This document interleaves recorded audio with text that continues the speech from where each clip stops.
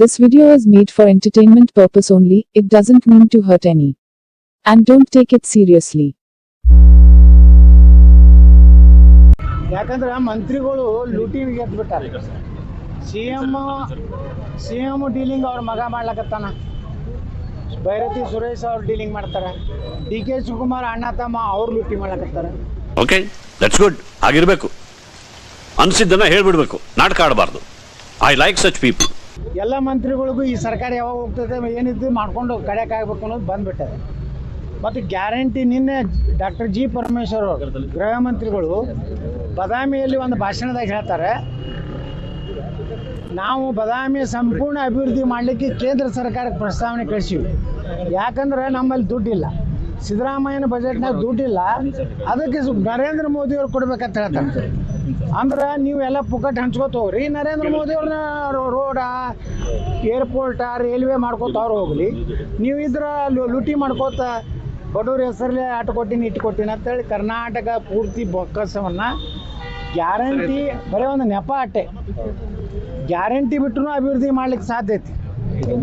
ಕರ್ನಾಟಕದ ಸಂಪನ್ಮೂಲ ಹಿಟ್ಟೈತಿ, ಬಡವ್ರಿಗೆ ಕೊಡೋದು ಕೊಟ್ಟರೂ ಸಹ ಅಭಿವೃದ್ಧಿ ಮಾಡೋಷ್ಟು ಒಂದು ಮಾನಸಿಕವಾಗಿ ಮುಖ್ಯಮಂತ್ರಿಗಳಿಗೆ ಒಂದು ವಿಷನ್ ಇರಬೇಕು, ಅದು ಇಲ್ಲ.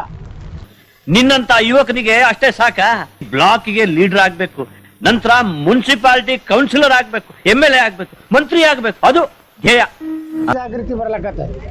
ನಾ ಹೇಳ್ತೀನಿ ಸಿದ್ದರಾಮಯ್ಯನವ್ರಿಗೆ, ನೀವು ನಿಮ್ಗೆ ಆಗಲಿಲ್ಲ ಅಂದ್ರೆ ವಿಧಾನಸಭೆ ವಿಸರ್ಜನೆ ಮಾಡಿರಿ, ತಪ್ಪಿ ಸಹಿತ DK ಶಿವಕುಮಾರ್ ಕೈ ಕರ್ನಾಟಕ ಕೊಡಬೇಡಿ. ನೀವು ಮಾಡಿರಿ ಲೂಟಿ ಸ್ವಲ್ಪ, DK ಶಿವಕುಮಾರ್ ಇದ್ರೆ ಇಡೀ ಕರ್ನಾಟಕ ಮಾರ್ಕೊಂಡು ಹೋಗ್ತಾನೆ.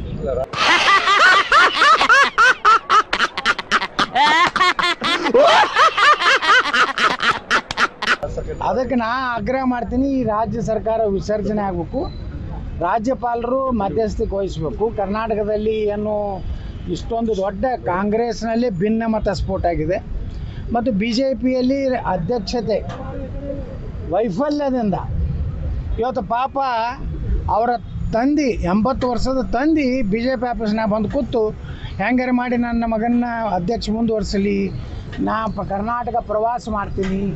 ಈಗ BJP ಇಬ್ಬರು ಅಧ್ಯಕ್ಷರು, ಒಬ್ಬ ಅಪ್ಪ ಒಬ್ಬ ಮಗ.